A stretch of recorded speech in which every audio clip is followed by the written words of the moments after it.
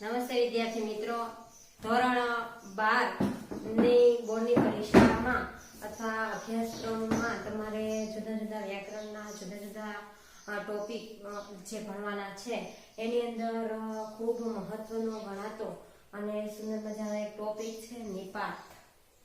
તો નિપાત છે એ બોર્ડમાં 2 થી 3 માર્કમાં 1 થી 2 માર્કનું તો ફરજિયાત પૂછાતો જ હોય છે. તો એની માહિતી આપણે મેળવીએ. નિપાત એટલે શું? સૌપ્રથમ એની વ્યાખ્યા જોઈએ. વાક્યમાં આવતા જુદા જુદા પદો જેવા કે સંજ્ઞા, સર્વનામ, વિશેષણ, કૃદંત, ક્રિયાપદ, ક્રિયા વિશેષણ સાથે આવી શકે અને ભાર અને નિશ્ચય વગેરે અર્થની વિશેષતા દર્શાવે તે પદોને નિપાત તરીકે ઓળખવામાં આવે છે.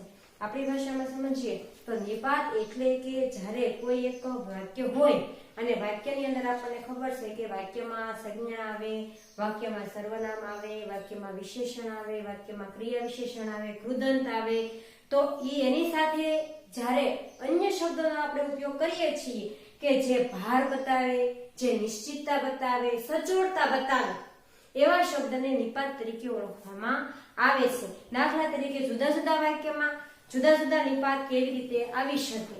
તો દાખલા તરીકે નિખિલે જ આ કામ કર્યું. તો આપણને ખબર છે કે નિખિલ એક સંજ્ઞા છે, નિખિલ એક નામ અથવા સંજ્ઞા છે. તો સંજ્ઞાની સાથે આપણે જનો પ્રયોગ કર્યો, ભાર બતાવ્યો કે નિખિલ જ આ કામ કર્યું છે. તો સંજ્ઞા સાથે આનો પ્રયોગ કરવામાં આવે છે. નિખિલે કહ્યું હું જ આ કરીશ. સર્વનામ, સર્વનામ એટલે કે હું. નામની જગ્યાએ જે વાપરવામાં આવે એને સર્વનામ કહેવામાં આવે છે. હું, તમે, તે, બરોબર. તો જે હું છે એની સાથે આ નિપાતનો પ્રયોગ કરવામાં આવ્યો છે કે નિખિલે કહ્યું હું જ આ કરીશ. નિખિલ જલ્દી જ ચાલે છે. ક્રિયા વિશેષણ બતાવ્યું. પેલા વિશેષણ એવું છે, નિખિલ છે એ ચાલવાની ક્રિયા કરે છે. તો ચાલવાની ક્રિયા છે એની વિશેષતા કેવી છે? ચાલે છે, પણ કેવી રીતે ચાલે છે? જલ્દી ચાલે છે. નિખિલ છે ક્રિયા છે, ચાલવાની ક્રિયા છે, પણ કેવી છે એની વિશેષતા છે જલ્દી. તો નિખિલ છે તે જલ્દી ચાલે છે, તો જલ્દી જ ચાલે છે. ભાર બતાવ્યો, નિખિલ છે તે જલ્દી જ ચાલે છે. એટલે કે વાક્યમાં નિખિલે લીલો જ રંગ ગમે છે. આ જ છે તેનો પ્રયોગ કરવામાં આવ્યો નિપાત તરીકે, પણ આપણે જોઈ શકીએ કે એક વિશેષણ સાથે કરવામાં આવ્યો, રંગવાચક ગુણવાચક વિશેષણ, કે લીલો રંગ ગમે છે, લીલો રંગ જ ગમે છે. એટલે કે અન્ય કોઈ રંગ ગમતો નથી, એનો ભાર દર્શાવવામાં આવ્યો છે. નિખિલે હંમેશા હસતો હસતો જ બોલે છે. જો નિખિલ હસતું હસતું બોલવાનું ક્રિયા છે, પણ તેની સાથે હસતો હસતો એટલે કે વર્તમાન કૃદંત બતાવવામાં આવ્યો છે કે હસતો હસતો અત્યારે બોલી રહ્યો છે, હસતો હસતો જ બોલે છે. તો સરળ એકદમ વ્યાખ્યા સમજવાની છે કે નિપાત એટલે શું? કે વાક્યમાં જ્યારે જુદા જુદા પદો આવે, સંજ્ઞા, સર્વનામ, ક્રિયા વિશેષણ, વિશેષણ, કૃદંત વગેરેની સાથે જ્યારે કોઈ એને સચોટતા બતાવવામાં આવે, ભાર બતાવવામાં આવે, નિશ્ચિતતા બતાવવા માટે જે શબ્દનો પ્રયોગ એની સાથે કરવામાં આવે, સંજ્ઞા સાથે, સર્વનામ સાથે, ત્યારે તેને નિપાત તરીકે ઓળખવામાં આવે છે. તો આ થઈ આખી નિપાતની વ્યાખ્યા કે નિપાત કોને કહેવાય. તો નિપાતના મુખ્યત્વે 4 પ્રકારો છે. નિપાતના મુખ્યત્વે 4 પ્રકારો છે. પહેલું ભારવાચક નિપાત, સીમાવાચક નિપાત, 3 વિનયવાચક નિપાત અને 4 પ્રકીર્ણ કે લટકણિયા રૂપ નિપાત. આ 4 પ્રકારો એના 4 મુખ્ય પ્રકારો છે. જેમાં સૌપ્રથમ જોઈએ ભારવાચક નિપાત, કે જેમાં ભારવાચક નિપાત એને કહેવામાં આવે કે જ્યારે કોઈ એક વાક્ય આપવામાં આવે કે કોઈ વ્યક્તિ કે વસ્તુની વાત કરવામાં આવે કે જે સંજ્ઞાના રૂપમાં હોય, સર્વનામના રૂપમાં હોય, ક્રિયા વિશેષણના રૂપમાં હોય, ત્યારે એ વાક્યમાં સચોટ ભાર દર્શાવવામાં આવે, જેનો ભારવાહી અર્થ બતાવવામાં આવે, ત્યારે ભારવાચક નિપાત બને છે. જેના ઓળખ સૂચક શબ્દો છે જ, તો, ય, પણ, સુદ્ધા વગેરે આ પ્રકારના ભારવાચક નિપાતના શબ્દો છે કે જેની મદદથી આપણે આસાનીથી આને ઓળખી શકીએ છીએ કે આ ઉદાહરણની અંદર આ ભારવાચક નિપાતનો ઉપયોગ થયો છે. દાખલા તરીકે સુમિત્રા જ આ લખી શકશે, અન્ય કોઈ વ્યક્તિ લખી શકશે નહીં. ભાર બતાવવામાં આવ્યો કે સુમિત્રા નામની વ્યક્તિ જ આ લખી શકશે.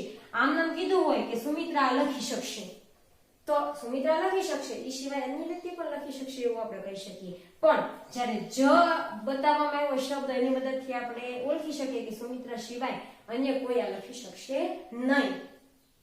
જકાત નાકે છકડો તો મળી જ રહે. જો ભાર બતાવવામાં આવ્યો, ચોક્કસતા બતાવવામાં આવી કે અન્ય જગ્યાએ છકડો મળે કે ન મળે, પણ જકાત નાકે તો છકડો મળી જ રહેશે.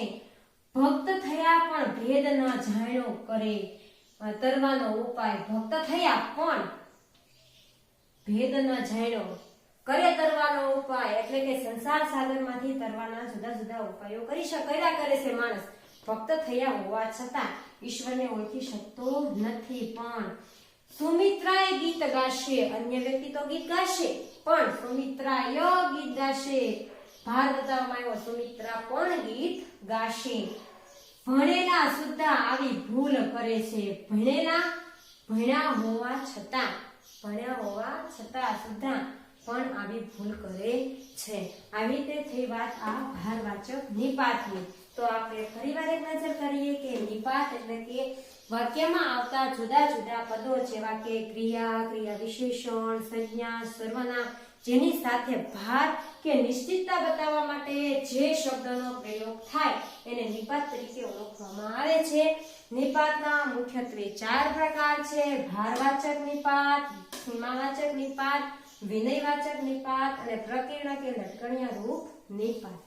એમાં હવે પછીનો બીજો પ્રકાર આગળ જોઈએ.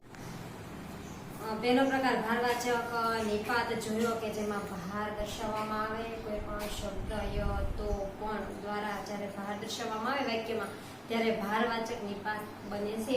એની પછીનો બીજો પ્રકાર છે સીમાવાચક નિપાત કે જેની વ્યાખ્યા આપી શકીએ આપણે કે જેમાં સીમા મર્યાદા અંકાતી લાગે અથવા સીમા મર્યાદાનો અર્થ અભિવ્યક્ત કરતો હોય કે કોઈ ચોક્કસ સીમા કે મર્યાદા નો અર્થ અંકિત થતો હોય તેવા નિપાતને સીમાવાચક નિપાત કહેવામાં આવે છે કે જેના શબ્દો છે ફક્ત, કેવળ, તદ્દન, સાવ, છેક, માત્ર. આ શબ્દની મદદથી આપણે જ્યારે કોઈ વાક્યનો પ્રયોગ કરીએ છીએ કે સંજ્ઞા સર્વનામના રૂપે કે ક્રિયા, ક્રિયા વિશેષણના રૂપે જ્યારે પ્રયોગ કરીએ છીએ ત્યારે જ્યારે આ શબ્દનો પ્રયોગ તેની સાથે કરવામાં આવે ત્યારે એની ચોક્કસ સીમા બતાવવામાં આવે છે, મર્યાદા બતાવવામાં આવે છે.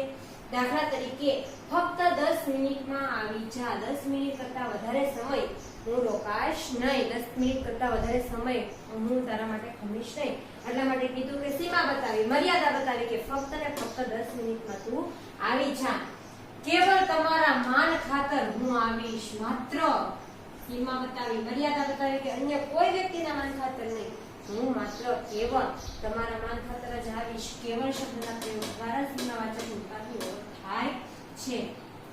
તદ્દન નજીવી બાબતમાં બંને ઝઘડી પડ્યા. જો તદ્દન, સાવ, માત્ર સીમા બતાવી કે સાવ સામાન્ય શબ્દ, સામાન્ય બાબતની એ બંને છે એ ઝઘડી પડ્યા. તદ્દન શબ્દ તે સાવ એકલો પડી ગયો. સાવ મર્યાદા બતાવી કે સાવ જરા પણ કોઈ વ્યક્તિનો સાથ નહીં અને તે સાવ એકલો પડી ગયો. સીમાવાચક નિપાતની અંદર ફક્ત, કેવળ, તદ્દન, સાવ, છેક અને માત્ર શબ્દની મદદથી જ્યારે વાક્યમાં પ્રયોગ કરવામાં આવે, વાક્ય બનાવવામાં આવે ત્યારે સીમાવાચક નિપાત બને છે કે જેની અંદર સીમા મર્યાદાનો અન્વય કરવામાં આવે છે. ત્યાર પછીનો ત્રીજો પ્રકાર છે વિનયવાચક નિપાત.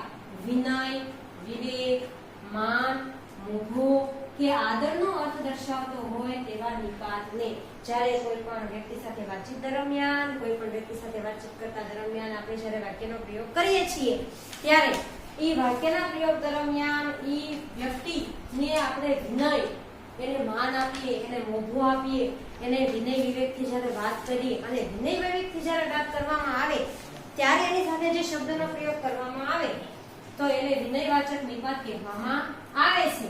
જેવી રીતે વિનયવાચક નિપાતની અંદર મહત્વનો શબ્દ છે જી. માત્ર ને માત્ર એક શબ્દનો પ્રયોગ આ વિનયવાચક નિપાતની અંદર એક શબ્દનો પ્રયોગ કરવામાં આવે છે કે જેમાં જી શબ્દનો ઉપયોગ થાય છે. દાખલા તરીકે રૂબરૂ મળ્યા તુલ્યા માની પધારશો જી. જેમાં છેલ્લે જી વ્યક્તિને માન આપવામાં આવે છે અને વિવેકથી કહેવામાં આવે કે અમે રૂબરૂમાં નથી આવી શક્યા તો રૂબરૂ માનીને તમે પધારશો, પણ છેલ્લે જી શબ્દ વાપરીને એને વિનય બતાવવામાં આવે છે. વનમાં વહાલાજી કને હું એ વસ્તુ છું વહાલાજી. ભગવાન ઈશ્વરની વાત કરવામાં આવી કે કાનુડા સાથે હું પણ વસું છું વનની અંદર, તો વહાલા અને વહાલાને સંબોધવામાં આવ્યું છે વિનયથી, વિવેકથી, એટલે જીનો પ્રયોગ કરવામાં આવ્યો છે. ભૂલ ચૂક માફ કરશો જી. વિનયથી, વિવેકથી એને કીધું છે કે મારી કોઈ ભૂલ થતી હોય તો માફ કરશો જી. ગાંધીજીને પ્રણામ. ગાંધીજી એક મહાન નેતા છે કે જેને ગાંધીને પ્રણામ એમ નહીં તો એનું વધારે વિનય વિવેકમાં એની ખોટ પડે, એને વિનય વિવેકમાં થોડુંક ઓછપ લાગે. પણ જી શબ્દનો કોઈ પણ વ્યક્તિના નામની પાછળ પ્રયોગ કરવાથી એના માન, વિવેક, એની મર્યાદામાં વધારો થાય છે, એની માન મોભામાં વધારો થાય છે. એટલે કે ગાંધીજીને પ્રણામ. ખૂબ જ સરસ મજાનો વિનયવાચક નિપાત છે કે જેની અંદર વિનય, વિવેક, માન, મોભો અને આદર વ્યક્તિનો દર્શાવવામાં આવે છે, જેની અંદર ફક્ત ને ફક્ત માત્ર જી એક શબ્દનો પ્રયોગ કરવામાં આવે છે. ચોથો અને છેલ્લો નિપાતના પ્રકાર છે પ્રકીર્ણ કે લટકણિયા વાચક નિપાત. ને, કે, તો, તે, એમ કે વગેરે જેવા ઘટકો જે વાતચીત દરમિયાન પ્રયોજન. જો કોઈ પણ બે વ્યક્તિ વચ્ચે વાતચીત દરમિયાન કે વાક્યના પ્રયોગ દરમિયાન આ શબ્દો ને, કે, તો, તે, એમ કે વગેરેનો પ્રયોગ કરવામાં આવે તેવા ઘટકો જ્યારે વાક્યના અંતે વિનંતી, આગ્રહ, અનુમતિ જેવા અર્થમાં ક્યારેક તો એમની સાથે લટકણિયા રૂપે એમ જ પ્રયોજવામાં આવે. જો સૌપ્રથમ તો, ને, કે, એમ કે જેવા ઘટકો વાતચીત દરમિયાન વપરાય, પણ ક્યારેક એમ જ વાક્યના અંતે આપણે એમ જ બોલી જઈએ કે તું મારી વાત માનીશ ને. આપણે છેલ્લે લટકણિયા રૂપે ને, કે, જેમ કે એવા શબ્દનો પ્રયોગ કરીએ છીએ ત્યારે છેલ્લે લટકણિયા વાચક નિપાત બને છે. દાખલા તરીકે રશ્મિ તો મારી વાત માનશે ને. જો મારી વાત માનશે ને, છેલ્લે ને, કે અને તો.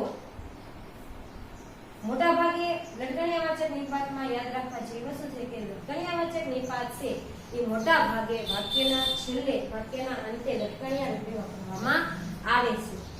મને તમારી પેન આપશો કે, મને તમારી પેન આપશો કે છેલ્લે વિનંતી બતાવવામાં આવે.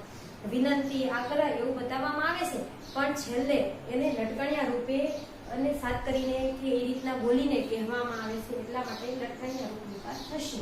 મને એમનું સરનામું લખાવતો, મને એ વ્યક્તિનું સરનામું લખાવતો વિનંતી કરવામાં આવી છે, એટલા માટે લટકણિયા રૂપ નિપાત બને છે. તો સૌપ્રથમ નિપાતના 4 પ્રકારો જોયા આપણે, જેમાં ભારવાચક નિપાત કે જેમાં ભાર દર્શાવવામાં આવે, જેમાં કોઈ પણ વસ્તુની નિશ્ચિતતા અને ભાર બતાવવામાં આવે, ય, તો, પણ જેવા શબ્દનો પ્રયોગ કરવામાં આવે ત્યારે ભારવાચક નિપાત બને છે. ત્યાર પછીનો છે સીમાવાચક.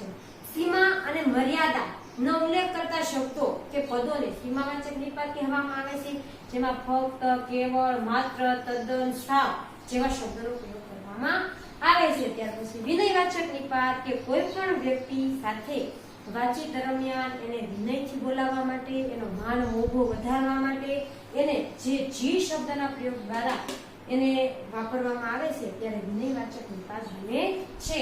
અને છેલ્લો છે લટકણિયા વાચક કે જેમાં વિનંતી, આગ્રહ અને અનુમતિ દર્શાવવામાં આવે છે, પણ જેમાં છેલ્લે ને, કે, જેમ કે, તો, તે, એમ કે જેવા શબ્દો નો પ્રયોગ કરવામાં આવે છે અને વાક્યના અંતે વાપરવામાં આવે છે, લહેકા સાથે વાપરવામાં આવે છે ત્યારે લટકણિયા રૂપ નિપાત કહેવામાં આવે છે. તો 4 નિપાતના પ્રકારો, તેની વ્યાખ્યાઓ તમે સરસ મજાની જોઈ, જે તમારા નિપાતનો સમગ્ર આખો ટોપિક વ્યાકરણની નોટમાં વ્યાખ્યા સાથે 4 પ્રકારની વ્યાખ્યા, નિપાતની વ્યાખ્યા, દરેક વસ્તુ લખવાની છે, તેની સાથે દરેક ઉદાહરણોનો અભ્યાસ પણ સાથે કરવાનો છે.